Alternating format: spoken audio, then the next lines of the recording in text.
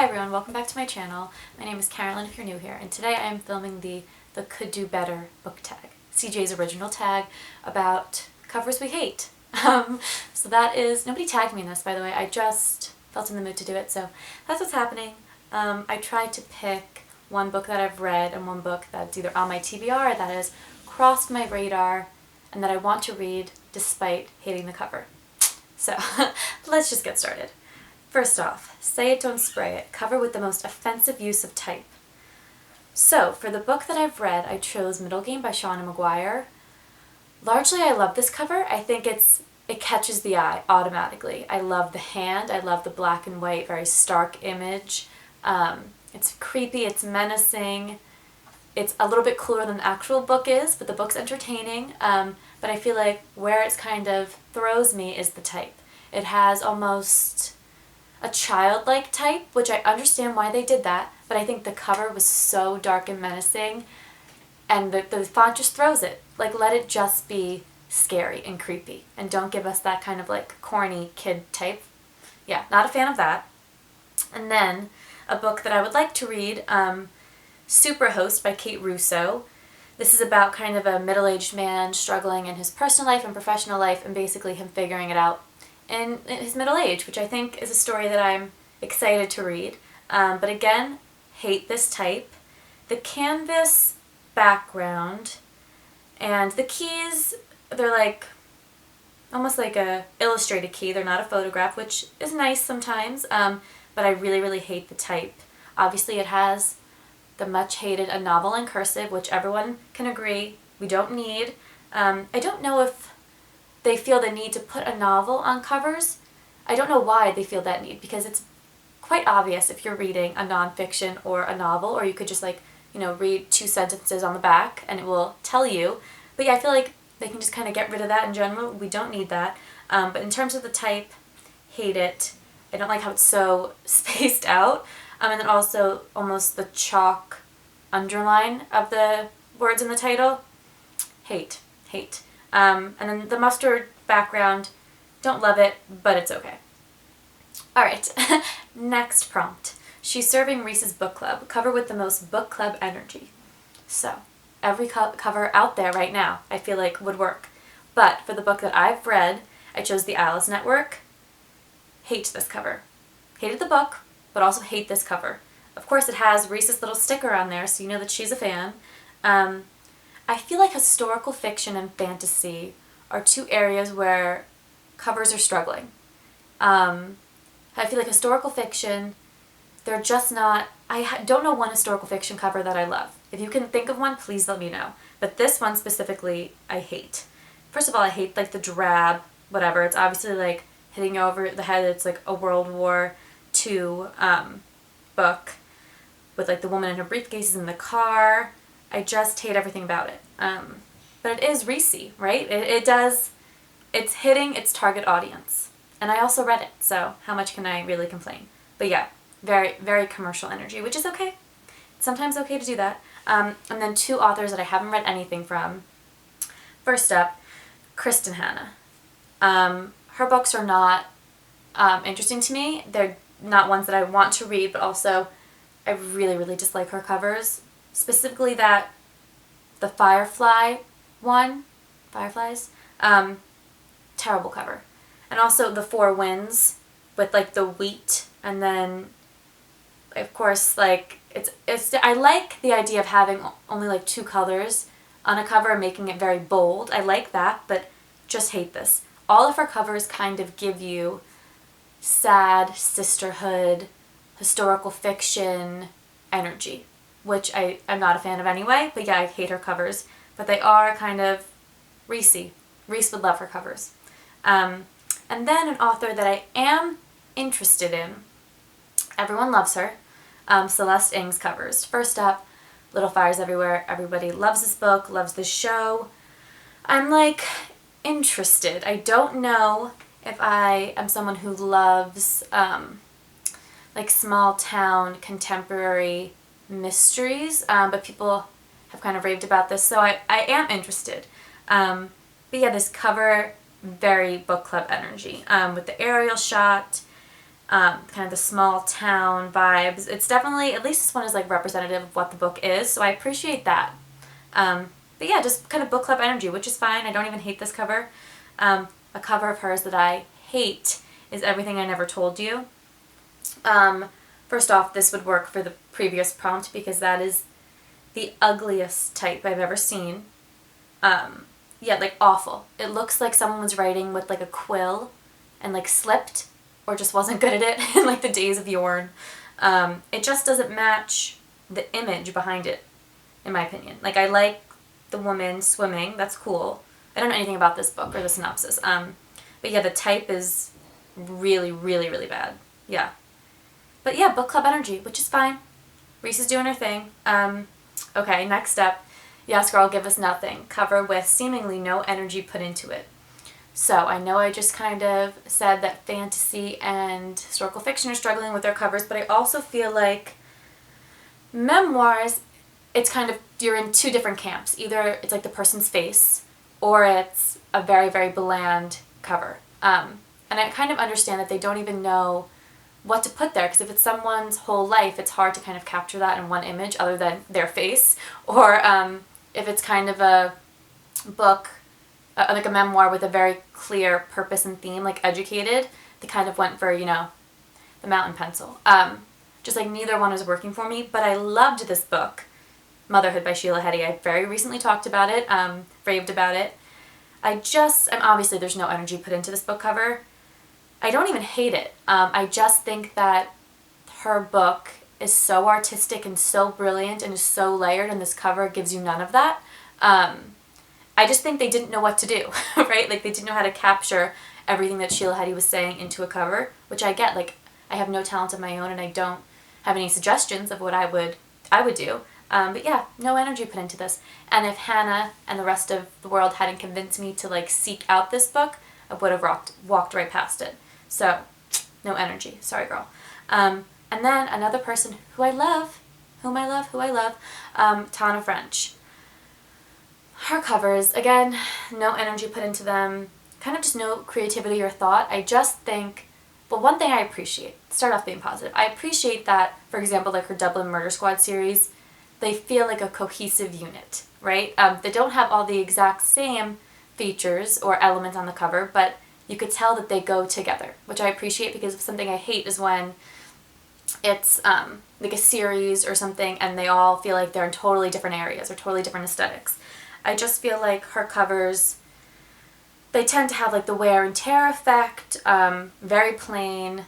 I just feel like they could have really committed to the spooky vibe.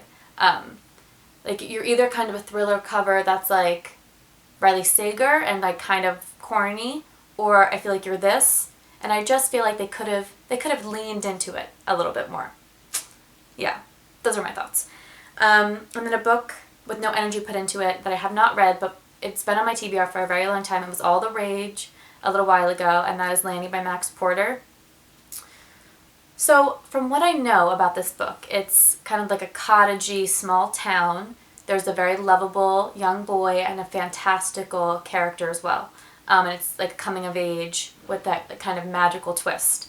And this cover just gives you none of that. It's just very, very bland, kind of drab, which feels like the opposite of what the synopsis, at least in my mind, is kind of trying to get across. Yeah.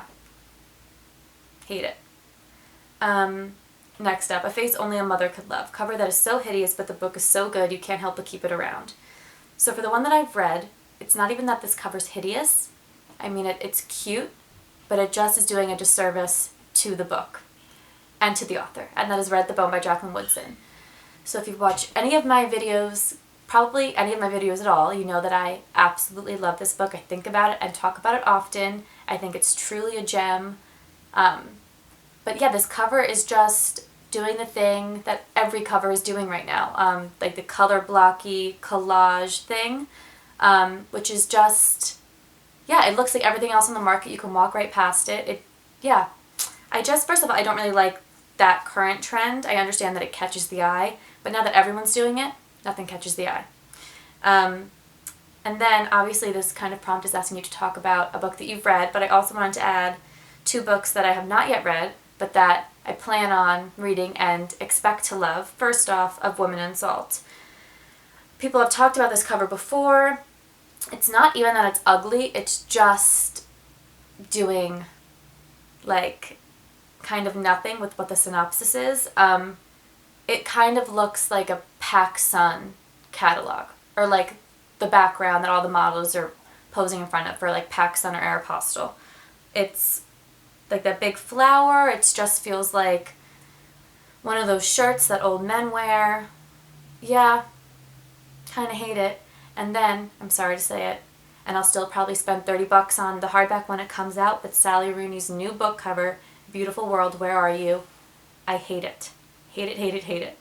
Which makes me so sad because love her, but even like her other covers like Conversations with Friends and Normal People, I don't really like either of them. I think I'm very much over the cartoony people that are on this cover and Conversations with Friends. And this cover has like the amoeba, puzzly window effect, with like the mustard yellow and bright blue that don't go together in any way possible. The font is okay. I mean, I don't love it, but it's alright. But yeah, I just hate this cover. But yes, I will still read it and hopefully love it. Yeah, I'm just not a fan of Rooney's covers.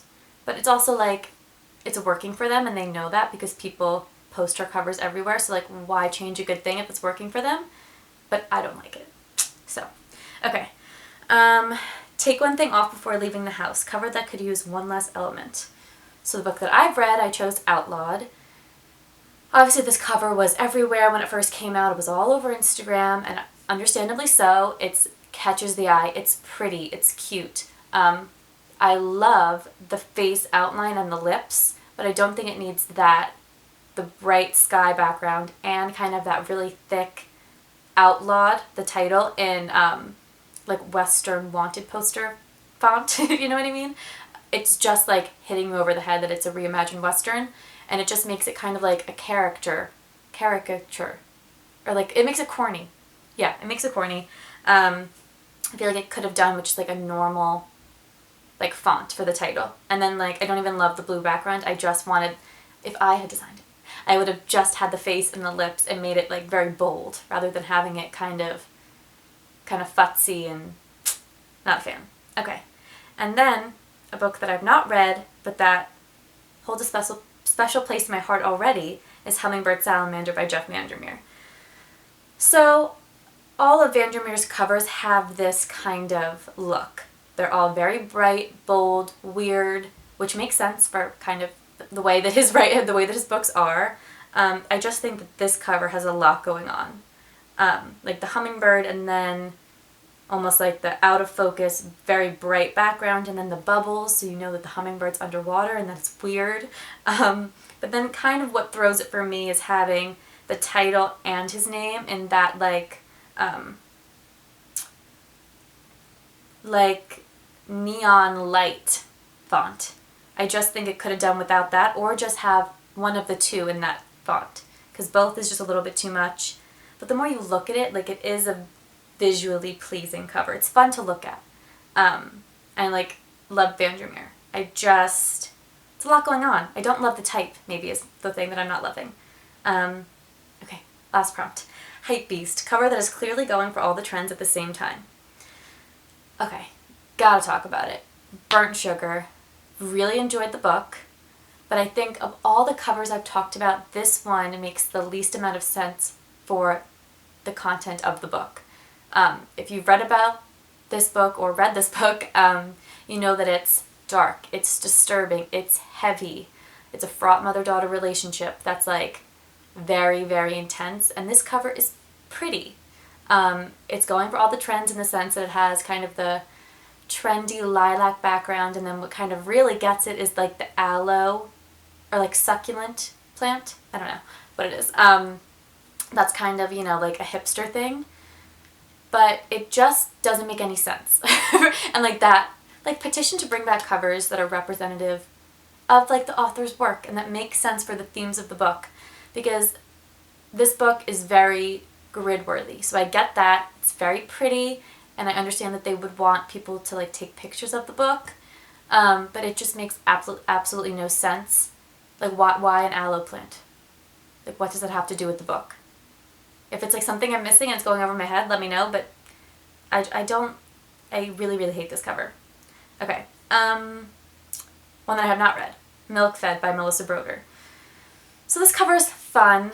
It's definitely going for all the trends with the sense of same thing, the color blocky thing, the very bright, bold colors, the geometric boob, which is cute.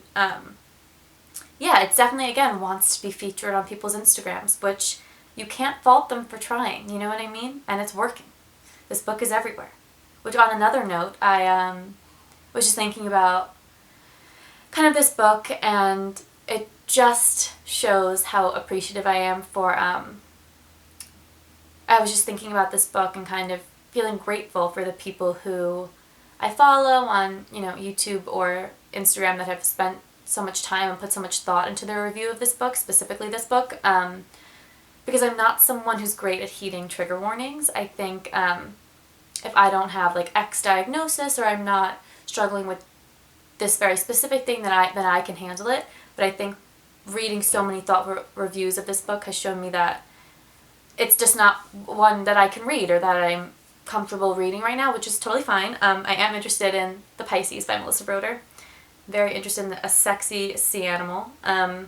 Yeah, but this cover's cute. It catches the eye, it's going for all the trends, and I'm fine with it. Yes, so those are all of the prompts. Thank you, CJ, for giving me an opportunity to just talk some shit. Please let me know your absolute favorite cover. Let's be positive. I just said a lot of mean things, even about books that I love. Well, not like the content, but about the covers. How they're presenting themselves to the world. Yes, let me know your absolute favorite cover. I could even do a whole video about my favorite covers that I could just look at all day that I feel like represent what the book is, which is just truly special to find nowadays. Everyone's done this tag. If you haven't, go ahead and do it. It's fun. It's fun to just kind of scroll through your Goodreads and see like what covers you really appreciate or that really kind of hit a sore spot every time. But yes, I am going to be vlogging this weekend, so hopefully that will be up soon. And thank you so much for watching. I will be back with another video soon, and please subscribe if you feel so inclined. Bye everyone.